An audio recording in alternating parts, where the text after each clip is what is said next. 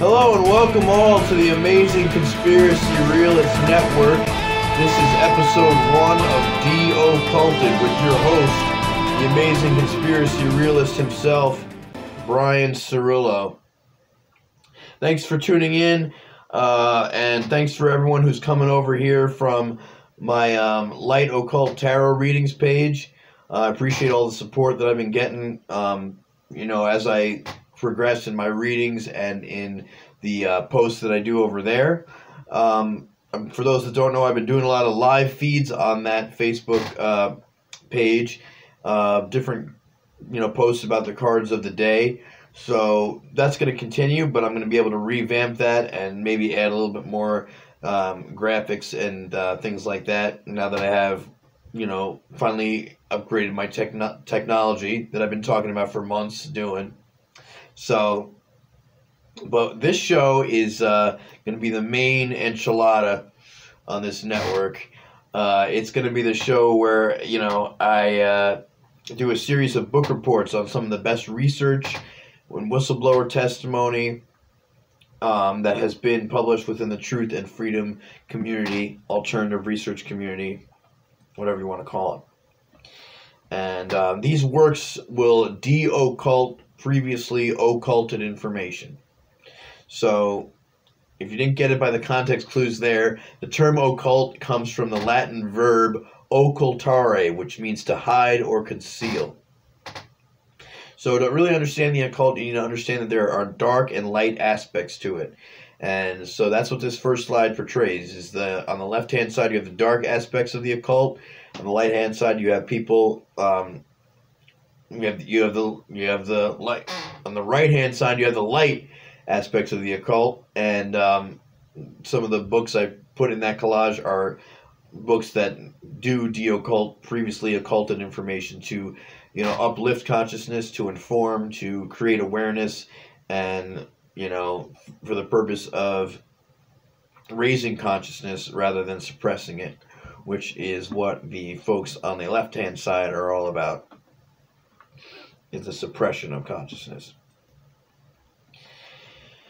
And so what they do to maintain this conspiracy is they manufacture the consent of the public through creating the crises. So they create the crisis, then the public, it stirs up reaction in the public. They demand a solution, and the global elites are all too happy to give the public the solution that they demanded. They already had the solution waiting and ready to go, and that solution is going to help drive their totalitarian agenda for world government. And if anyone can't see that this dynamic has been working flawlessly for hundreds of years, and then that's why we're here. That's why I welcome you to this site, and hopefully some of the books and some of the sources that I recommend people check out, they go check out and, think for themselves on it, and don't believe anything that they're told by me or, anyone. Just think for yourself, but don't be dissuaded from looking into information that's negative or not widely known or accepted, because that isn't, being a true researcher or being a true lover of wisdom and truth. So in the current state of truth and freedom community, I feel like we need to go back and review older research that provided a clearer and more holistic picture of the human condition and the battle between the forces of good and evil. I'm not saying that people aren't doing good work these days, but there has to be some type of foundation in what came before if we're going to really move forward. And I just don't want to see older works get shoved off and forgotten about, because there are seminal important pieces of information that are contained within the occult, within the past. I don't even want to give a time frame. I'm just saying that before the internet there was really important conspiratorial revelations that came out, and they're featured here, like Transformation of America by Cathy O'Brien, How the Illuminati Created an Undetectable Total Mind-Controlled Slave, Fritz Springmeyer, Behold a Pale Horse, Bill Cooper, The Franklin Cover-Up by John DeCamp, and The Truth Shall Set You Free by David Icke are just, just to name a few. These are not completely pre-internet, before the internet really took off. And before, these books go back to the 90s, so this is before even 9/11 and the 9/11 truth community came about. So, but we're not going to just be focusing on stuff that's that far back in the past, but, I'll get into exactly what we're going to be focusing on here. So topics covered is going to range from Satanism and the dark occult, astrotheology, divination arts, occult symbolism, mind control, psychological warfare, occulted technology, occulted history, forbidden archaeology, the trivium method of learning, true spirituality and natural law, true individuality and personal sovereignty, extraterrestrial genetic manipulation, ancestral memory, holistic psychology, epigenetics, globalization, human trafficking, 9/11 and false flags, philosophy, food and weather modification, holistic health, spiritual anarchy / alchemy, and the science of consciousness.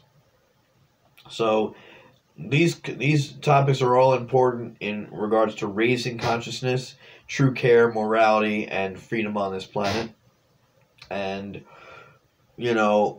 so it's really important that we learn to connect the dots between what on the surface looks to be unconnected information. All of these topics do fall under the umbrella of occulted knowledge or esoteric information. So esoteric information is less well understood and known by the general public, but this does not make it untrue. Far from it. And much of this information has been deliberately held back from humanity to create a power differential in knowledge between the ruling class and the rest of humanity. And so, along with the monopoly of force through the military and police, the global elites, the dark occultists, whatever you want to call them, the powers that should not be, that are currently entrenched, they continue to take the reins of power with that monopoly of force and monopoly of information that they hold over humanity. But, I just think this knowledge would help humanity reawaken its understanding of itself as a multidimensional being having an experience in the 3D realm, and with an accurate merger of science and spirituality through the understanding of natural law, which is one of the most important topics I'm going to cover on this show, is natural law. Humanity would be operating at a higher frequency and would then be capable of understanding the objective differences between right and wrong, as well as the freedom dynamic, which is as morality increases, freedom increases. As morality decreases, freedom decreases.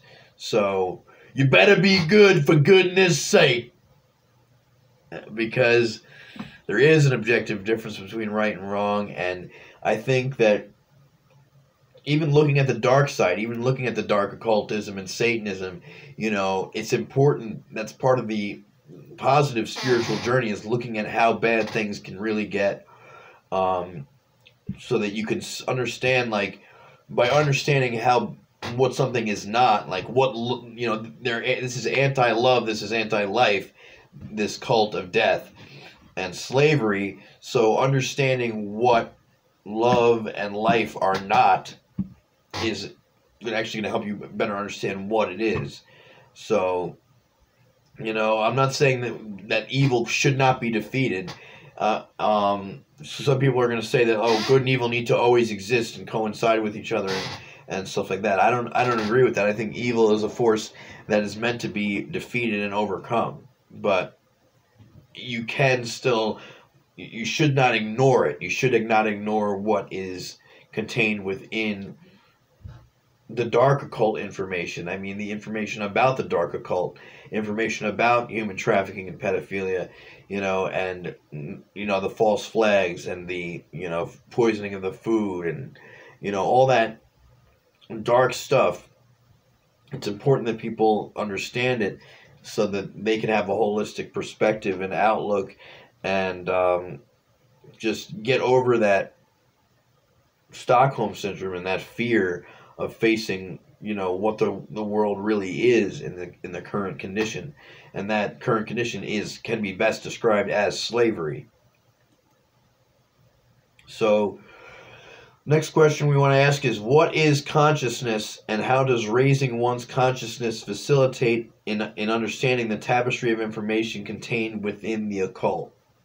So, consciousness is the ability to understand patterns and meaning with respect to those patterns, as well as having the discernment to make the distinction between information constructs that are more in alignment with truth and information constructs that are not in alignment with truth, objective truth.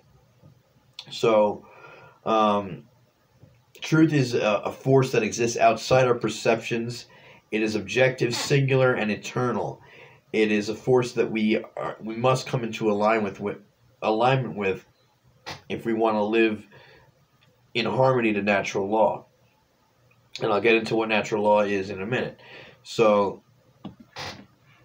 it's all about doing the all-important shadow work, and you need to be able to recognize the patterns in your own life and the meaning with respect to those patterns to actually do the shadow work and face, your demons, so to speak, and deal with that shadow material.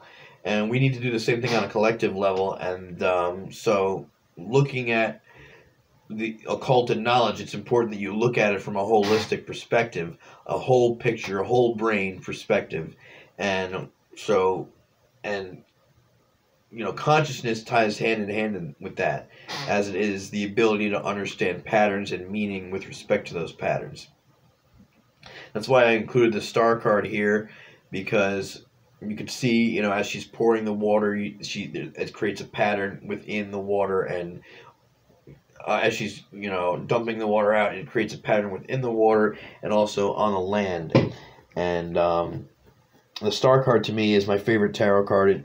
It does, represent elevating consciousness to me, and, awakening greater insights within yourself, and also self-expression, and using, whatever means you have to express your truth, or express the truth that you've come to alignment with.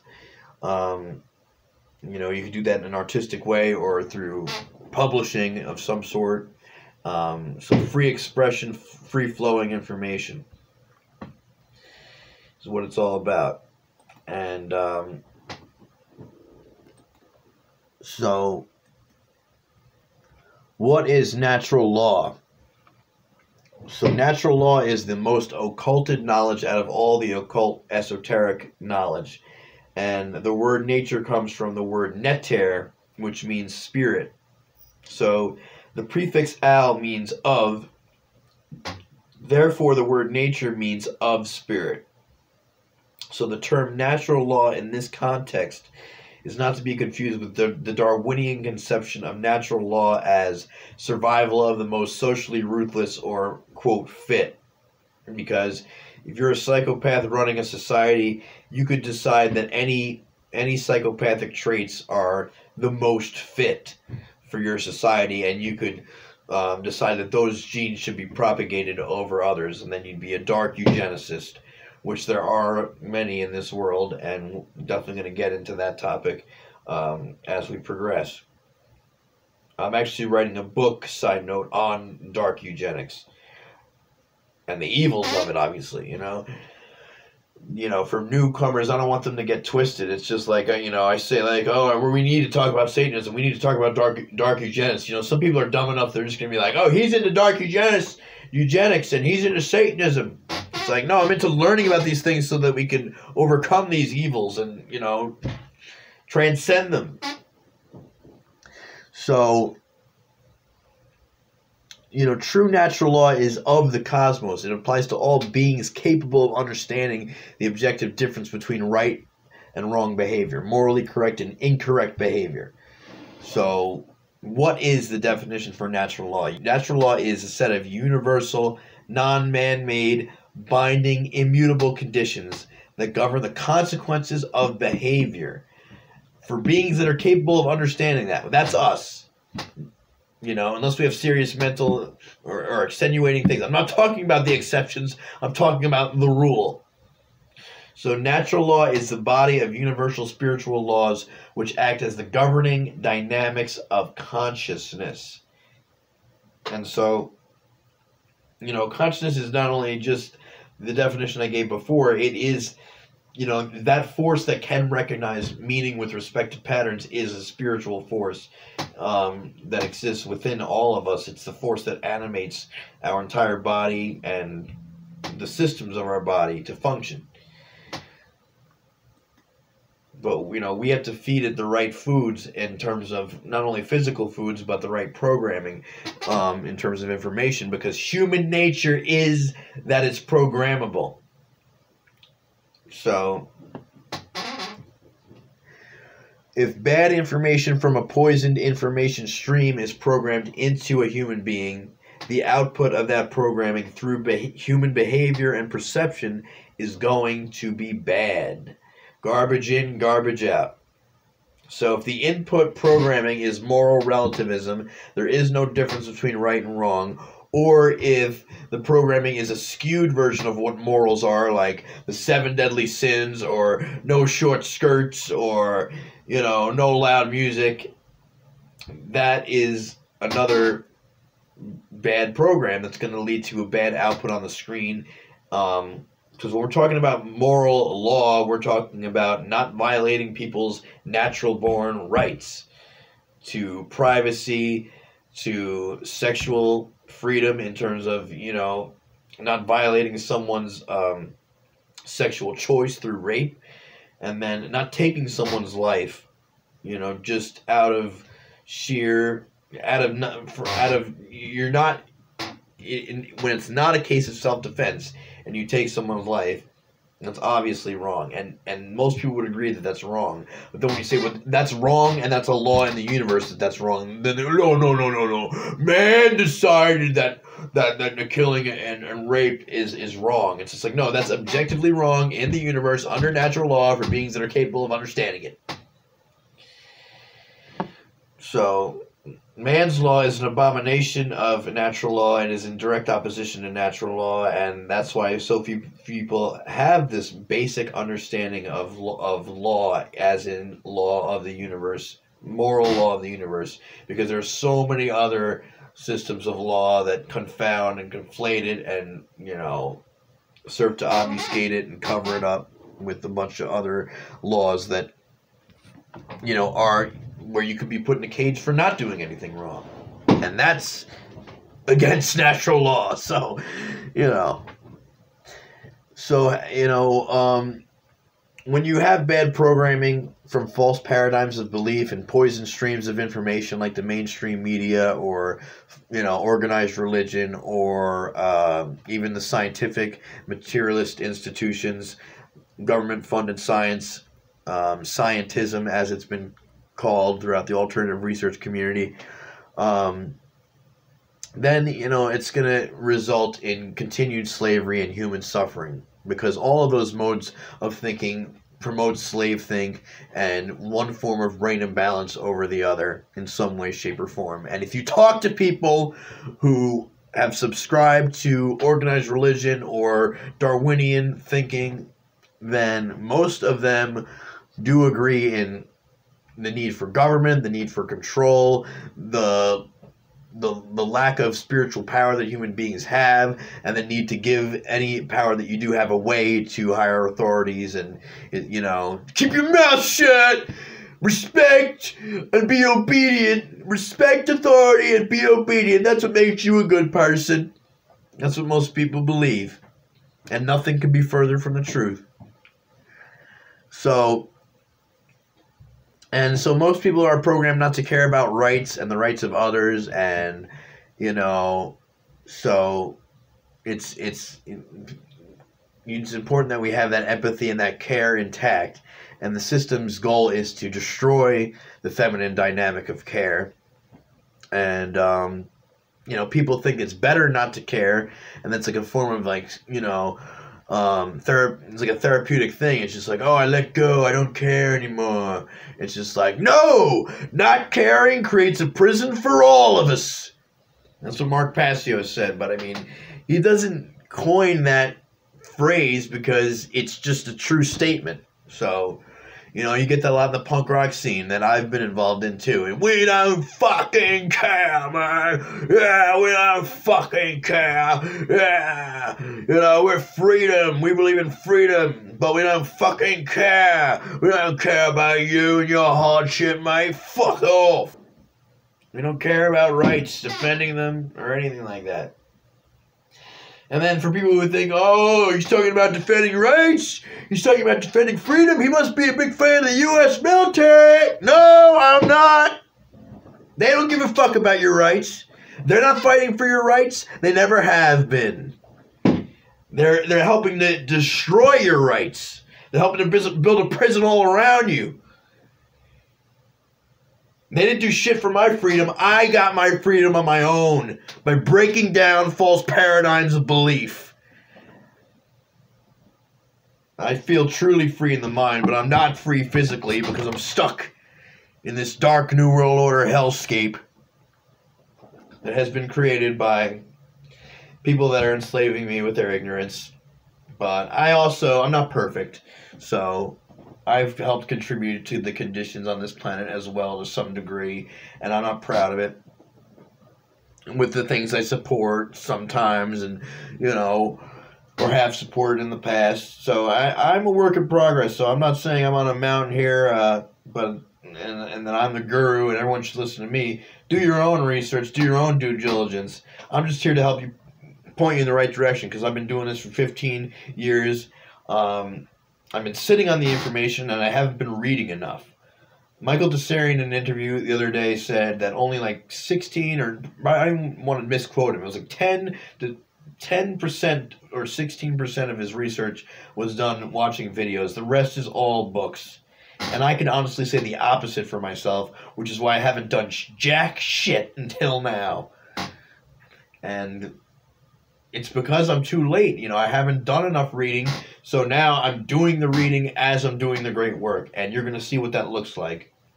It's not like I haven't read any conspiratorial works.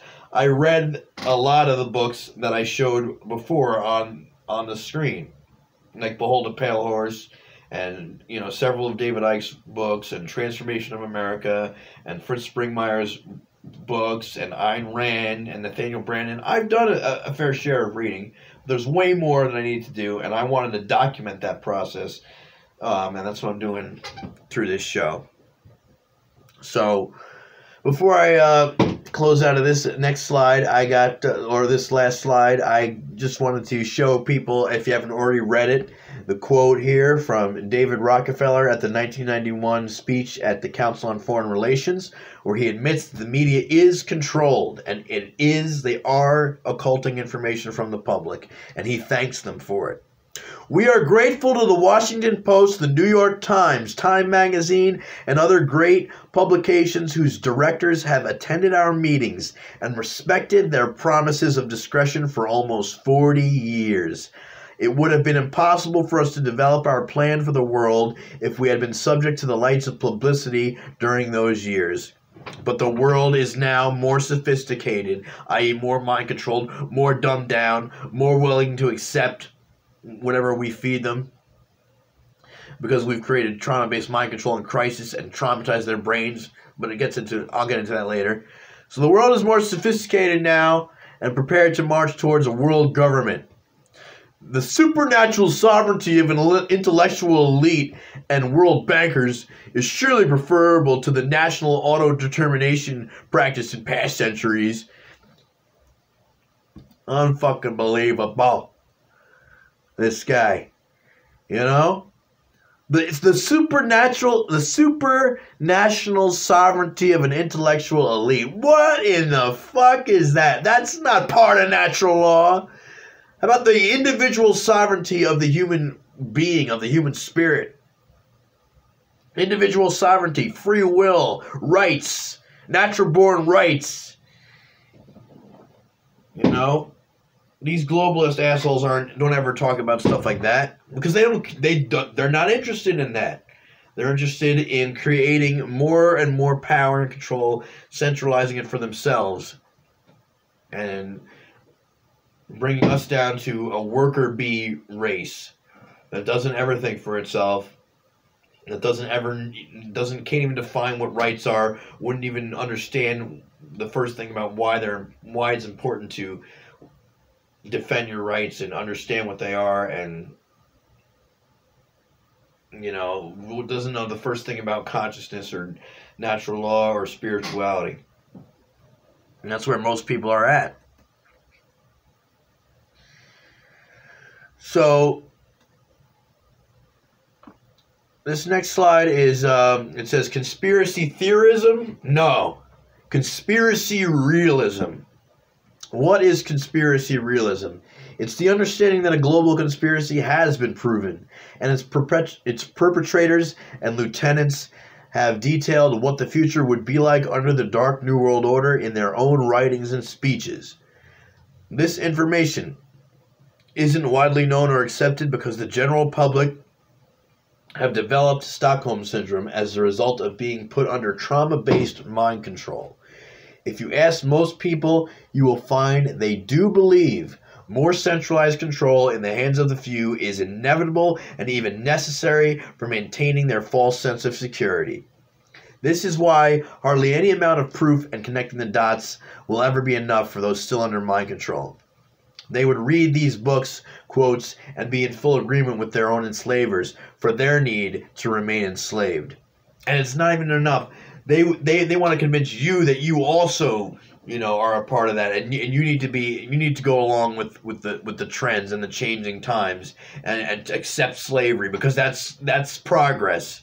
That's human progress. Is more slavery. We haven't dealt with that shit enough. But no, people don't think it's going to be slavery. They don't think a global government's going to be a tyrannical one. They want to project their own utopic vision onto it. As long as they'll be fine, they don't even care what happens to anybody else because they don't have true care and empathy, just like their dark occult masters.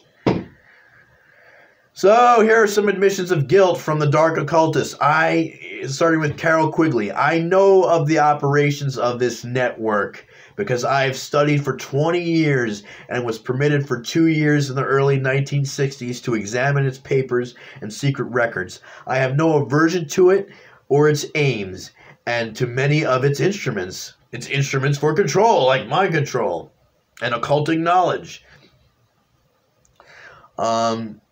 So he goes on to say that when he's discussing the aims of the globalists, he goes, it's nothing less than to create a world system in private hands able to dominate the political system of each country and the economy of the world as a whole. Like, look what's being created right before our eyes through these crises. From 9/11 to coronavirus, we could see it just growing and growing and growing by the year. And like I said, most people would project their global utopic vision onto the vision of the dark builders who are constructing a dystopia. And they're such in denial that, like, they'll be in the cattle cars on the way to the concentration camps saying, oh, this is necessary. I feel so heroic for going along with the government because I was told that that's the right thing to do. And so I'm smart. I know that they're not going to kill me when I get to that camp. We're just gonna have s'mores and bonfires and talk about diversity. The evidence for this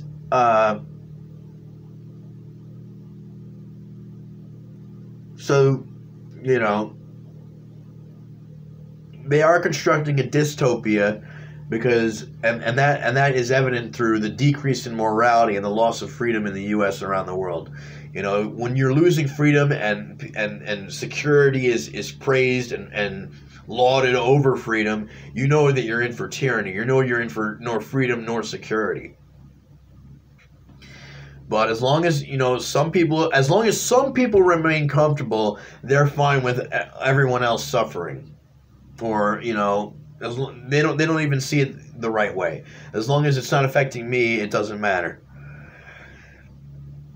And then when it does, they'll just blame whoever the elites tell them to blame.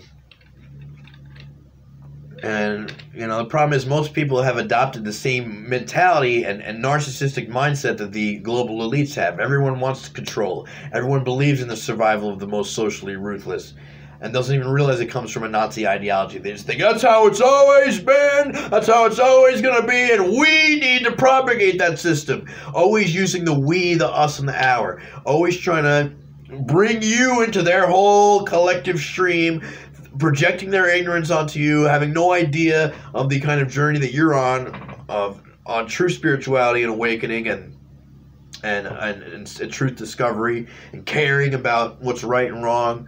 They don't know that you're on that path. They're just like, yeah, you're just like me. You just want to stomp everyone out. You just want control. You just want to step on all the necks. You want one chain for many necks. Yeah. Because people that are in a left or right brain imbalance can't imagine anyone else not being in that imbalance. And they're the ones who are sane and rational and normal. Because, and then at some level, some people are smart enough, they do pick up on the fact that, we're living in a psychopathic society where, social ruthlessness is rewarded and care and loving freedom is laughed at. And people love it. They want to keep it that way because they know that the evil is winning. And they know that they're evil, and they know that they'll never get found out for the piece of shit they are as long as the world is backwards and upside down in every way, shape, and form. So here's some more admissions of guilt. Another one from David Rockefeller. Some even believe we are part of a secret cabal working against the best interests of the United States, characterizing my family and me as internationalists and of conspiring with others around the world to build a more integrated global political and economic structure. One world, if you will. That's the charge. I stand guilty, and I am proud of it. And then for some reason on this meme, they showed a picture of George W. Bush and said it was a quote by George Herbert Walker Bush, but I will get the quote and post and link it below so that we know for sure. But one of the idiots said, the war in Iraq, it doesn't matter. It could have been either war. It doesn't matter. The war in Iraq in 1991 or the one from 2003. It's like the same shit. So the war in Iraq is a rare opportunity to move forward and move toward an historic period of cooperation. Out of these troubled times, a new world order can emerge. Then we got Arthur Schislinger Jr. in the Foreign Affairs Journal in 1995. We are not going to achieve a new world order without paying for it in blood as well as in words and money. Adolf Hitler. National Socialism will use its own revolution for the establishing of a new world order. What happens...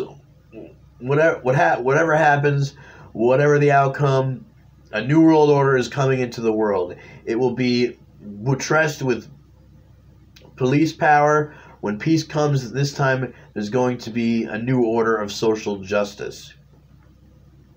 So, it doesn't mean social justice as in the rights for the people. It means that the police are going to be given more power. It's going to be a global police state. But they're also going to get the slaves to enslave the other slaves. So that's what I think that was really being conveyed there. And also people want to say, oh, New World Order is just a term that means change. It means things are changing and progressing and moving forward. It doesn't mean no conspiracy. And they say, no, it means the conspiracy is moving forward. It means the globalist agenda for world government is moving forward, asshole. That's what it means. And you don't understand that because you don't understand the language that the elite are speaking, not only through their direct quotes, but through the symbolism that they use in the organizations they control and what those symbols are telling you about knowledge that's being occulted from you, especially the all-seeing eye logo. That all-seeing eye is a neutral occult symbol that just means having knowledge, possessing knowledge. So when you saw the picture before of the girl with the eye in the middle of her forehead, that just means she possesses occult knowledge and she uses that and she's in a high state of consciousness where she can make the connections throughout the different pieces of material within occult knowledge, and she could discern what's true and untrue based on what she knows, what she's come to understand. And so here's one more from CFR member James Warburg, another one of the 13 bloodlines of the Illuminati. You got Rockefeller and Warburg in here as the bloodline Satanists, and then the other assholes in this fucking thing are the low-level pieces of shit who just want to kick back and are not always connected to the bloodlines, but some of them are. You know, you can definitely get deep into the genealogy with this stuff. And Fritz Springmeyer has, and so have many other researchers, and that's what needs to be, that's the quality material that needs to be really examined again by the truth and freedom community, rather than getting hooked on fads and promises of saviors and things like that.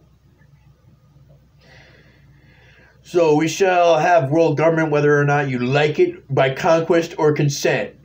So we'll either brainwash people through the problem, reaction, solution dynamic into consenting to the New World Order, or even if people resist, even if there are people like me who are awake and aware and fight back, you know, they're going to try to destroy us militarily or, you know, in any way that they can before they allow us to stop their dark New World Order.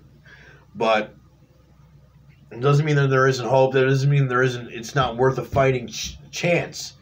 And, you know, we're multidimensional beings, and this is just one realm of our existence. And so what we do on this realm matters, and it has effect on other realms as well. And the universe rewards courage. So I think those of us who are courageous in the face of evil in this life, you know, we can harness that power, and we can benefit from it, and we can continue to create content that's going to help make the shift in consciousness so that we don't have to go into a bloody battle and a war-like situation. Because any war with the dark occult is going to get manipulated, like all wars do. Okay, so the information war is something that's continuing as of right now. Like I said, hopefully it doesn't go into something more than that, where violence can be used and played off against both sides. But the information war is something that's ongoing, and there are truth warriors within, you know, who did work for the institutions, who were in positions of authority within some of the cultural institutions of our world, some of the military and intelligence institutions, and they had courage, and they spoke the truth and put it out there for people, and many of them did get murdered for it. So in this next slide, this is what we're going to be going over. Ex-military and intelligence operatives such as Phil Schnieder, Bill Cooper, and Ted Gunderson have exposed hidden documents and provided eyewitness testimony of conspiratorial activities occurring inside the institutions and agencies they worked for. All three of these men have been murdered.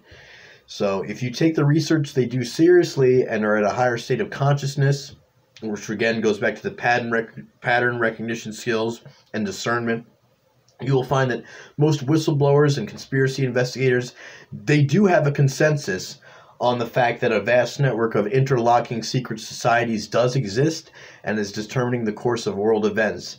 This is done through their manipulation of the so-called trusted institutions, as well as psychological warfare operations and dialectical manipulation of the collective psyche, which we went into a little bit before. So, although this network spans across the globe, its main power centers are the Vatican, the City of London, and Washington, D.C. And so, a little bit about these three men. The first picture on the left-hand side, we have Phil Schnieder, who was a geologist and engineer, private contractor for the U.S. government, and worked in underneath the Dulce base in New Mexico, and saw the secret tunnels, and even was engaged in what he claims were actual battle with extraterrestrials. And so he was fake suicided, and you know, I'll post a link below of this of one of his lectures and talks. You know, just an example of someone who did speak out and was murdered. But to be honest with you, I haven't gone into his work as much as I have the next two gentlemen, which is Bill Cooper, who wrote Behold a Pale Horse. And in that book, he provides a document that he obtained while working for the Naval Intelligence Office, and it was called Silent Weapons for Quiet Wars. And it goes into even greater detail the whole principle of, programming society. But yes, human nature is programmable, and we need good programming and good information sources to take in for our spiritual and psychic health. But the dark occult know that, and they make sure that we're programmed with bad information. And so Silent Weapons for Quiet Wars is a manifesto about that Bill discovered while working on the inside. And he has a lot of other revelations. He had, like I said, worked for the Office of Naval Intelligence, was involved in the Navy, and did see some occulted technology and things like that while working underground. Later on in his life, he started a radio show called Hour of the Time. It was basically, all throughout the 90s and up till just about 9/11, he was broadcasting, almost on a nightly basis, and encouraging others to do the same. And you can see here, whatever is going to happen, they're going to blame it on Osama bin Laden. Don't you even believe it?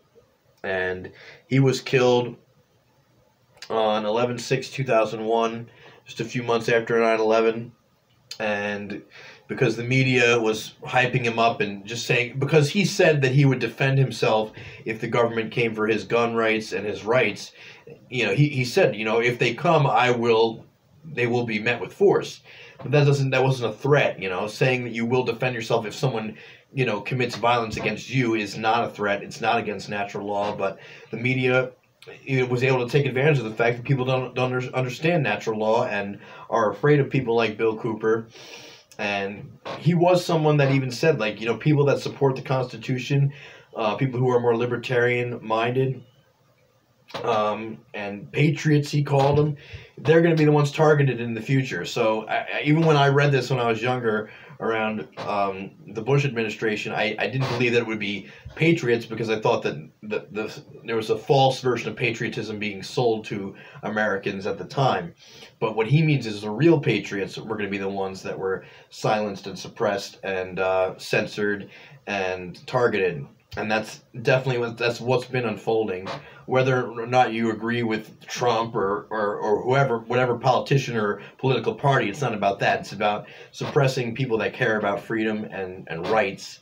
And in this case, it's upholding the Constitution, which is the closest thing that any government ever came to respecting the rights of the individual. And but the Constitution's never been respected, and it's always been trampled upon. And the secret societies that have infiltrated our country have figured out ways to create crises to the point where people believe that, maybe freedom doesn't work. Maybe freedom's just too dangerous, and there's just too many, the world is just too complex, and there's just too many crises that happen that we can't have freedom. We just can't have it. When, if only people knew that so many of those crises are manufactured to achieve that very outcome, and have them make that exact determination in their mind. So.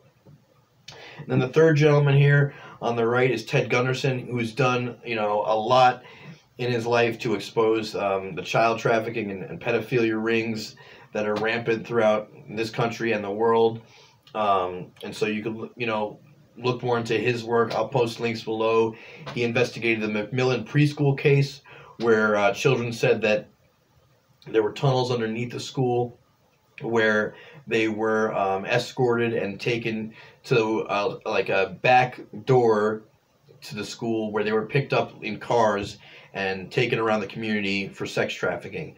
The children also claimed that they were flown, and that when they were flown into the mountains during school hours and taken to satanic sites where they witnessed babies being murdered.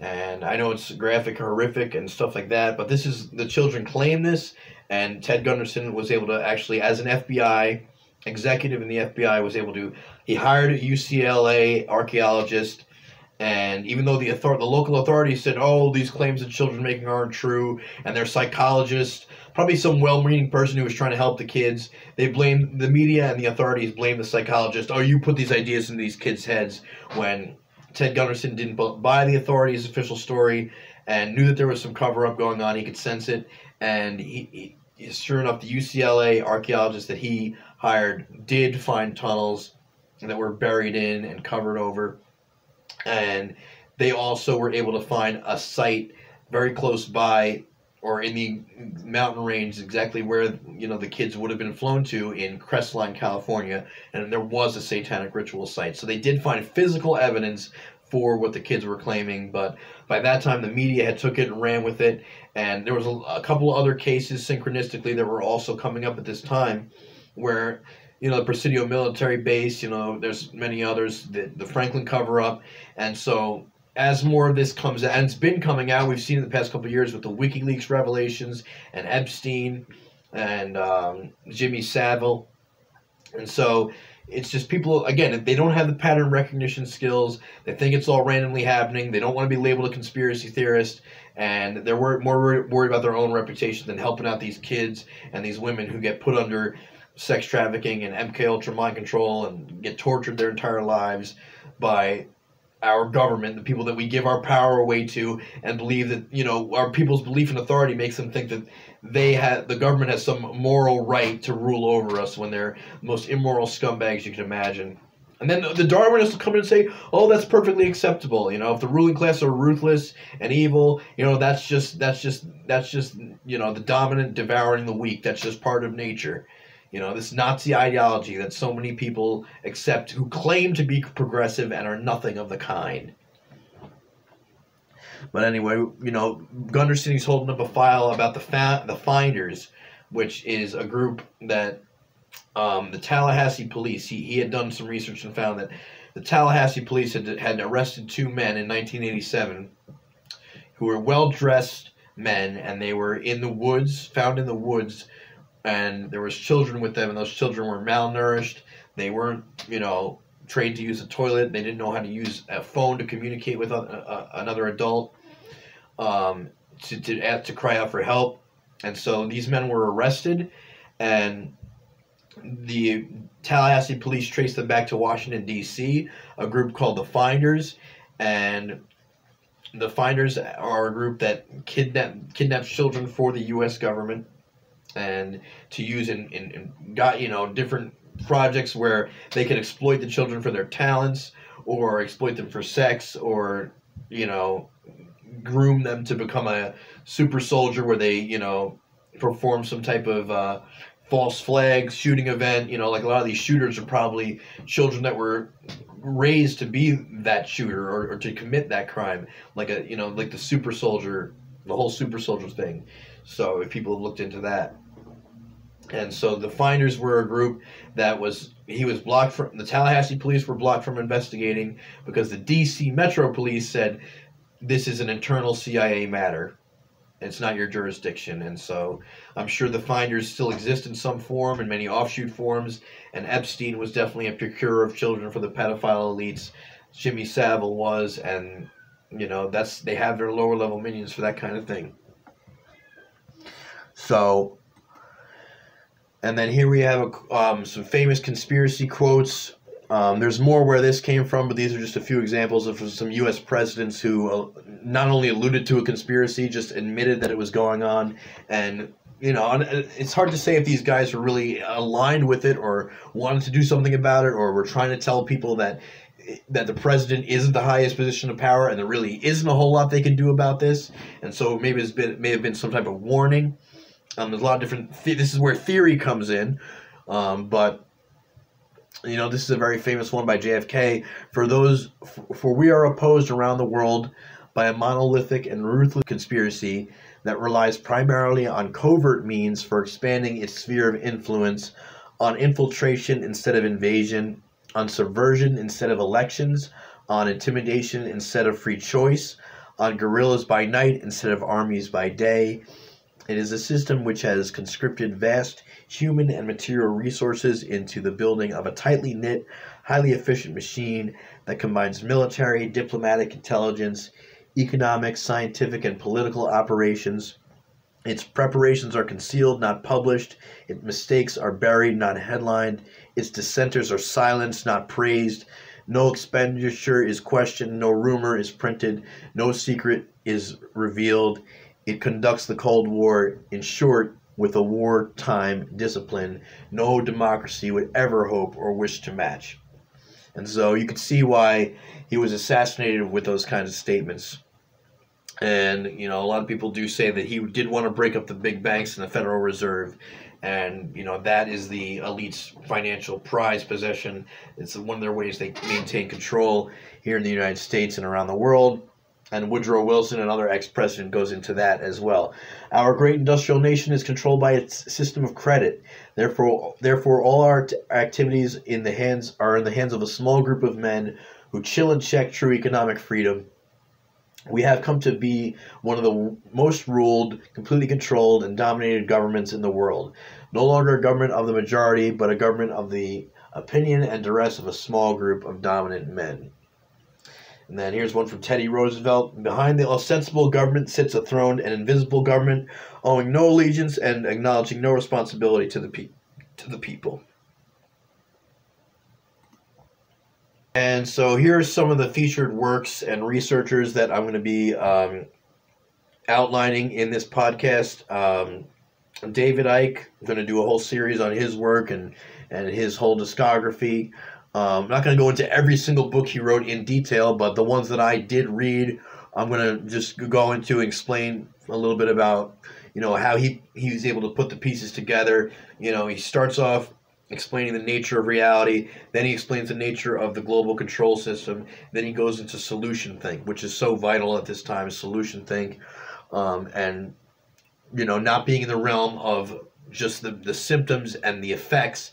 You know, it's understanding the causal factors so that you can address, you know, what's actually taking place and implement a solution that makes sense, that's aligned with natural law and principles of morality inherent to creation. So you got David Icke, Micheal Tsarion, who's done a lot on the psychology of control and the master-slave dynamic, and how, you know, how we give our power away to the institutions, and that, you know, we're enslaving ourselves through that. We're manifesting the conditions through our acquiescence. And then, you know, he goes into various other forms of philosophy and psychology, like German idealism, or Reichianism, like Wilhelm Reich's theories and technologies and ideas that he brought forward. He shows how these people were suppressed by the mainstream media and the culture, you know, the mockingbird culture and the conformists and the collectivists and all that stuff. So, and, you know, he's gone into so many different areas of the occult that you can't even, you know, I'd have to do a whole presentation to really explain who Micheal Tsarion is and his significance in this movement. So Jordan Maxwell, he's one of America's oldest conspiracy researchers. He's been doing this since the 50s, you know. So he's a legend in the alternative research community. He goes into a lot of stuff about the laws that really govern us, not natural law, but the fake man's law, and how man's law is in direct opposition to natural law, and how, you know, even the global elites don't consider the law of the land to be anything special. We're governed by the law of the sea because we're made of mostly water. But he goes into that in detail. So, you know, we got Madame Helena Blavatsky, Mark Passio, Bill Cooper, Cathy O'Brien, MK Ultra mind control survivor. And, you know, she is a miracle. Her story is something that needs to be, you know, examined and as a piece of history. And, you know, she's just a miracle of the human spirit. You know, she spent her whole life being tortured and imprisoned by, you know, people at the highest levels of government, and like Dick Cheney and Bill Clinton. And, you know, she was sold into sex slavery by her pornographic pedophile father. and the government made a deal with him where they said, we won't convict you if you give us your daughter. And, you know, the psychopath did that gladly. So she was able to survive that experience and tell her story and rebalance and reconnect and, you know, find the missing pieces and find herself again. And so if she can do it, we all can do it. Cathy O'Brien, Fritz Springmeyer, Bloodlines of the Illuminati, also goes into MK Ultra mind control. He's interviewed a lot of people that are like Cathy as well. So he's a hero, even though he's a, you know, I have no problem with his, I disagree with his some of his religious beliefs, but that's who he is, and I respect him as a Christian. I'm not a Christian, but I respect him for the work that he's doing, and I could take in his work without letting that difference get in the way, and that's really important for people to do when they're engaging in this type of work. So, John Taylor Gatto, he's an education reformer, and exposes the origins of the current education system and how it serves to fragment the brain and get people not to critically think or question authority or, you know, be themselves.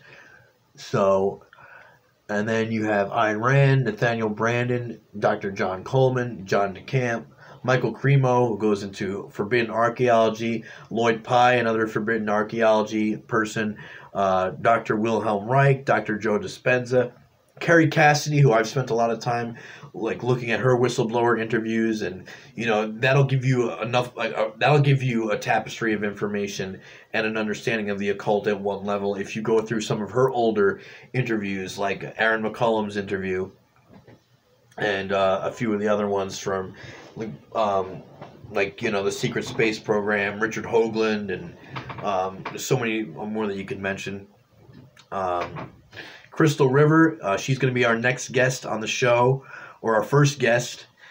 She's an intuitive healer and a holistic health practitioner, and you know, a life coach, and she's definitely been a great help to me in my journey. She's like a very freedom-oriented thinker, and I'm looking forward to getting her opinions and thoughts on current events, as well as spirituality and natural law and things like that. So we'll have her on next time, and I want to thank her for, you know, agreeing in advance before the show even started. Before the first episode, she agreed to be a guest on the show. So thank you, Crystal. Look forward to having you on. And Mark Devlin, who, for those of you who don't know, has exposed the music industry and its connection to dark occultism. Logan Hart, founder of the Wizard Factory podcast, another great spiritual teacher, up-and-comer in the movement. Peter Moon, who wrote the Montauk Project with Preston Nichols, which deals with occulted technology in regard to time travel technology that may have been used, and that may have been Tesla's technology that was, or alien technology that was back-engineered and used in black operations and unacknowledged black ops programs within the secret space program. Ralph Ellis, who is an occult historian, and then Sam Walton, the UFO abductee that wrote Fire in the Sky, and the movie was made about him. I was going to go into his work a little bit, and more where that came from. There's a lot of great research out there, and you know I want to you know, make sure that I get the people that are really doing a great job of connecting all the dots, and even if they're just focused on one area of study, like forbidden archaeology, you know, it's the seminal works within those fields that are really important. And then a lot of them came out before the internet really broke big, and so people had the chance back then to really focus on one book, read it from cover to cover, take in all that information deeply and fully, and understand it. And it was scholarship. It was really a form of scholarship that was taking place. Whereas today we have a lot of clickbait and a lot of meme sharing and a lot of just, you know, hearsay and following trends and following saviors that end up coming up short, like Q and Trump, and you know, it all sounds very nice on the surface. Like, I'd like to believe that there are good forces within the government and institutions that are working to disband this cabal, but even if they are at some level, if they don't understand the causal factor is that government itself is an evil thing, and setting up yourself as an authority over someone else, you don't have the right to do that, because rights come from creation, they don't come from man. So if you're setting up yourself as the authorizer of someone else's rights, you're setting up the world, and you're setting up a system of slavery at some level.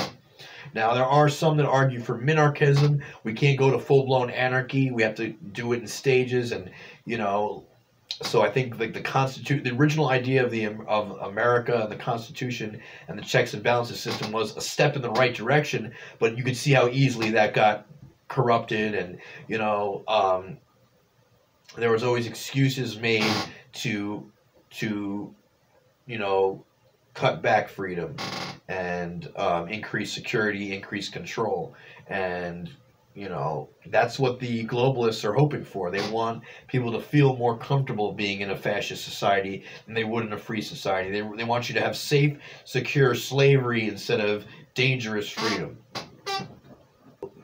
And to all those who are unread and don't have the attention span and don't think, since people aren't reading books, they shouldn't either. I shouldn't even be promoting the idea of reading. Reading's dead, reading's outdated. That's just not how people get their information these days. Yada yada yada. All your bullshit excuses, not so that you don't have to look into anything deeply and fully and really understand it, and use your whole brain. That's the last thing that a lot of people want to do.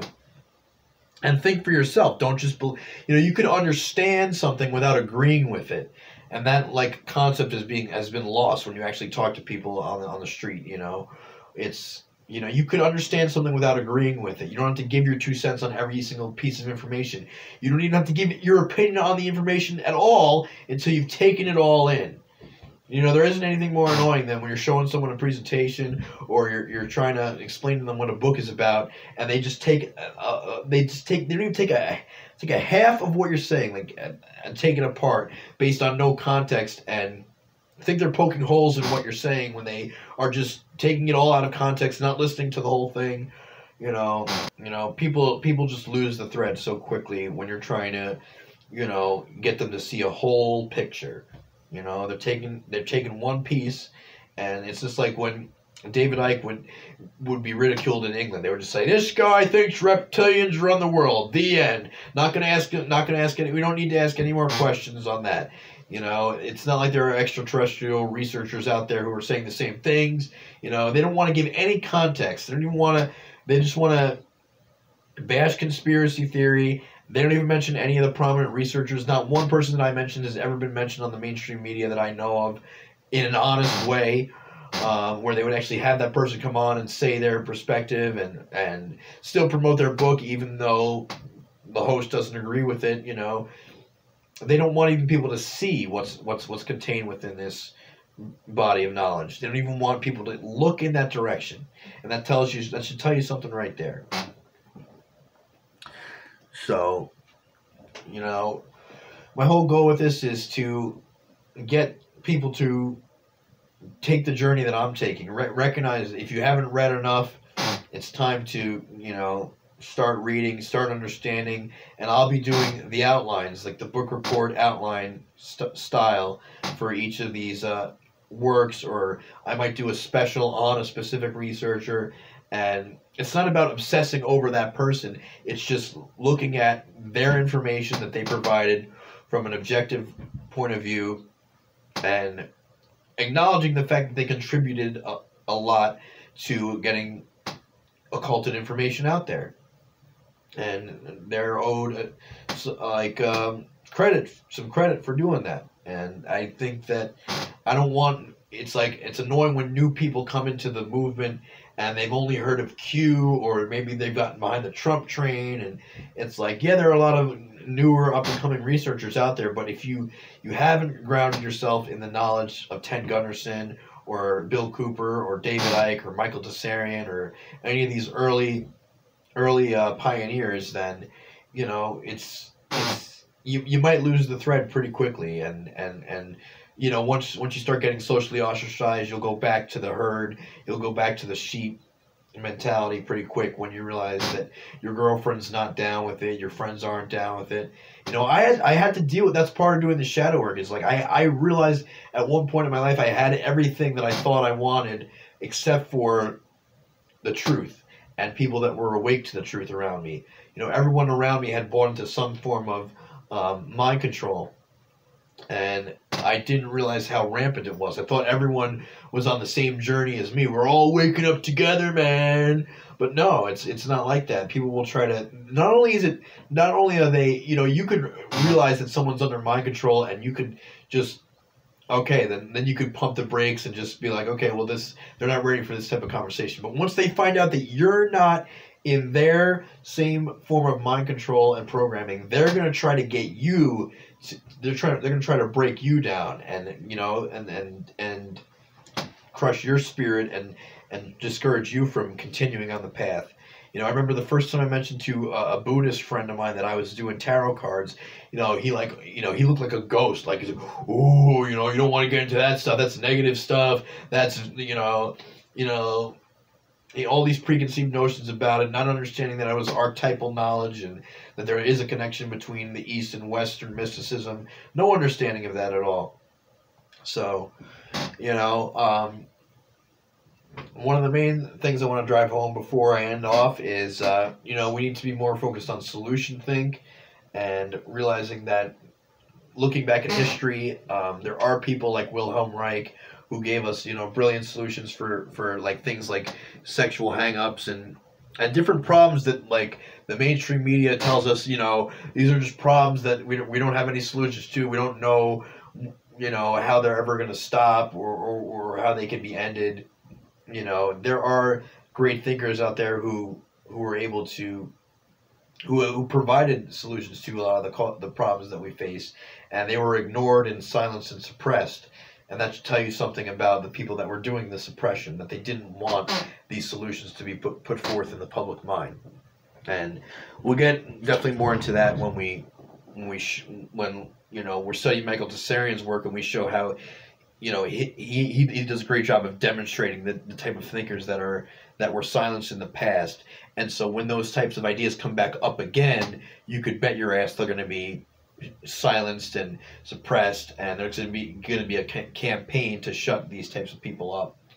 And not for a good reason. It's because it's individualistic minded people. It's people that are going to try to help us give our power back. Like anti-vaxxer people are trying to explain to us not to give our power away to Big Pharma because they're poisoning us. They're actually weakening our immune systems with these vaccines. And so that's the whole point is, and people are so afraid of the idea of taking back their power that they're threatened by anyone who even talks about the power of the human spirit to overcome disease and mind control and things like that.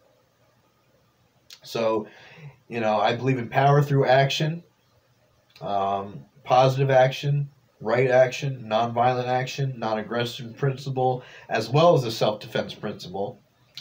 And so, like I said, future plans for the show, I'm going to do specials and series on specific researchers, and then you know, and then some episodes I'm going to just focus on one book. Like, you know, I'll do an episode on None Dare Call a Conspiracy, for example, and outline that and some of the important information and data contained in that, and as well as, you know, I'd like to have some of the people that I mentioned and some of the people that I'm outlining their books. I'd like to actually have them on the show eventually once I, you know, get some work up my skills and get a little bit more, get some more episodes and stuff and presentations under my belt, you know, because I'm still new at this. You know, I've been taking in information. I haven't been, you know, helping to bring it back out and representing it.